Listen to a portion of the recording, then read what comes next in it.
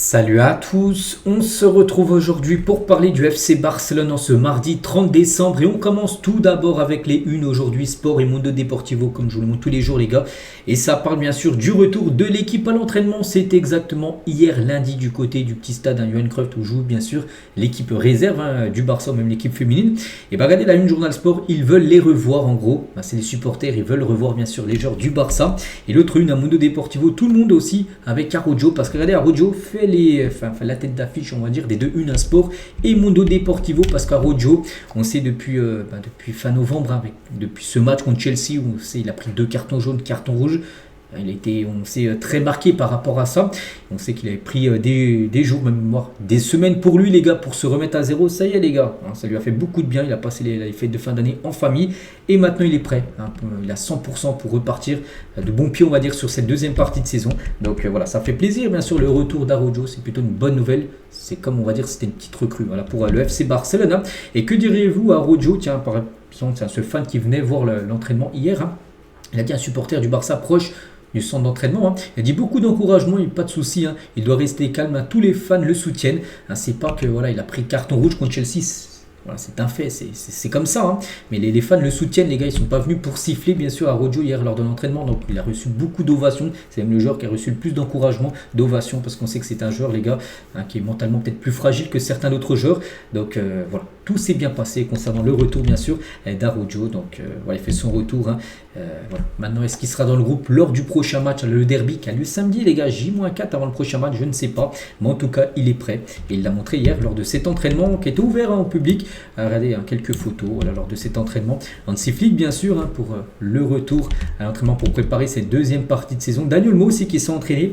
Daniel Mo, n'oubliez pas, il s'était blessé à l'épaule. Il était présent à l'entraînement. Après, je ne sais pas s'il pourra tenir sa place pour le match samedi. Mais en tout cas, il était bien présent pour l'entraînement hier. Et Pedri, à la fin de l'entraînement, il a répondu à quelques il a quelques questions du journaliste. Donc tout d'abord, je suis heureux d'être de retour. N'oubliez pas qu'il n'avait pas joué le dernier match du Barça qui avait été il y a 2 semaines face à Villarreal. Il avait été forfait, donc il a dit déjà je suis heureux d'être de retour. Je voulais retourner à l'entraînement.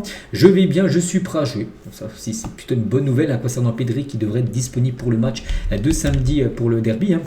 Et c'est agréable de voir le soutien des supporters lors de cette séance d'entraînement ouverte au public. C'est que chaque année, il y en a une, c'est souvent fin d'année, dès la reprise, donc ça a été fait, les supporters ont été contents bien sûr, et le derby catalan de samedi, donc il a dit nous arrivons au derby avec de bons résultats, les 5 derniers matchs, 5 victoires, comme l'Espagnol Barcelone, attention les 5 derniers matchs de l'Espagnol, 5 victoires également, c'est pour ça que c'est un match très attendu, donc l'Espagnol ne nous facilitera pas la tâche, mais nous irons pour la victoire comme toujours, voilà ce qu'il a pu dire sur ce derby les gars, qui fait saliver beaucoup de supporters bien sûr de la ville de Barcelone, pour samedi. Et Marc Bernal également, en fin d'entraînement, juste une déclaration de sa part. Donc cette semaine était pour le repos et le rechargement d'énergie bien sûr, mais nous revenons maintenant avec beaucoup d'enthousiasme. Donc d'abord nous avons un match très important contre l'Espagnol Barcelone samedi, puis la Super Coupe d'Espagne quelques jours après, et nous sommes vraiment excités parce que là cette Super Coupe d'Espagne, tu peux aller chercher un trophée en seulement 2 matchs. Si tu gagnes la demi, si tu gagnes la finale, tu as un trophée, peut-être le premier trophée de l'année 2026. On verra. En tout cas, le Barça avait gagné cette édition en 2025, en tout début d'année. Tiens, ça va bientôt faire un an. Et le Barça va remettre son titre en jeu, bien sûr, d'ici quelques jours. Et concernant cet entraînement hier ouvert au public, on apprend que la séance d'entraînement ouverte du FC Barcelone au stade Johan Cruyff a été marquée par des incidents où la sécurité a refusé l'accès à plusieurs membres de la Grada d'Animacio. C'est qui ça, la Grada d'Animacio? C'est eux en gros qui mettent l'ambiance derrière les buts. Donc, au Camp Nou, ou peu importe quand le Barça joue. Donc il y a des supporters derrière les buts qui mettent l'ambiance. En gros, ils avaient des billets valides et ils n'ont pas pu rentrer dans le stade pour l'entraînement hier. Donc ils furent escortés dehors et répondirent par des chants. Donc le différent tour de la section des supporters reste non résolu parce qu'il y avait déjà eu des problèmes dans le passé. C'est pour ça peut-être qu'ils ont été leurs billets ont été refusés pour qu'ils atteignent le stade pour aller voir l'entraînement. Et du coup il y a toujours un différend entre le Barça et ses supporters de la Grada d'Animacio. On peut voir qu'il y a eu des incidents hier. Bref, concernant le programme, donc on a un peu parlé un peu avant avec le derby bien sûr, mais voilà, je vous montre tous les jours, donc c'est le moment de le montrer encore bien sûr. J-4 avant ce match les gars. Ce match contre l'Espagnol, c'est samedi. Samedi les gars, Espagnol Barcelone contre le FC Barcelone, le derby bien sûr. Ensuite le 7, c'est le match contre Bilbao. Ça sera je crois mercredi prochain, donc là dans 8 jours. L'espace de 8 jours, il y a déjà 2 matchs, l'Espagnol et Bilbao. peut-être, là on peut peut-être rajouter une affiche, le 11 peut-être, s'il y a la finale, et après le 18, ça sera la Real Sociedad pour le Barça. On peut même aller jusqu'au 21, le Slavia Prague, ça sera de la Champions League. On continue avec le jeune Hector Ford, donc il y a quelques temps là. Il avait subi une opération pour une luxation antérieure de l'épaule, un peu comme Daniel Mo. Et pourquoi on parle d'Hector Ford alors qu'il joue du côté de Elche? Parce que c'est un joueur du Barça prêté à Elche. Donc il appartient toujours au FC Barcelone. Donc il sera absent pendant plusieurs semaines. À noter que ce joueur, qui s'est blessé lors du dernier match. Mais en tout cas, le Barça garde vraiment un œil très attentif concernant son prêt à Elche parce qu'il est très bon. Voilà. Et le Barça suit de près la progression des blessures d'Hector Ford, car ils étaient très satisfaits de son prêt à Elche. Et c'est dommage parce que là, il va louper plusieurs semaines de compétition par rapport à sa blessure à l'épaule, un peu à l'image de Daniel Mo qui a loupé quasiment un mois, et ça pourrait être aussi un mois. Voilà pour Hector Ford. Et le Barça considère Hector Ford comme une véritable option à moyen terme à partir de l'été 2026. Voilà, c'est un joueur prêté, ok, mais c'est un joueur qui peut potentiellement revenir au Barça l'été prochain, mais être conservé cette fois-ci. Pas de nouveau être prêté ou être vendu, mais cette fois-ci le conserver pour le faire jouer en équipe première. Je crois qu'Hector Ford, qu'il joue de latéral, mais je ne sais plus à droite ou à gauche, peut-être à droite. Donc là, ce sera un choix parfait pour de temps en temps faire souffler, on va dire, Jules Koundé.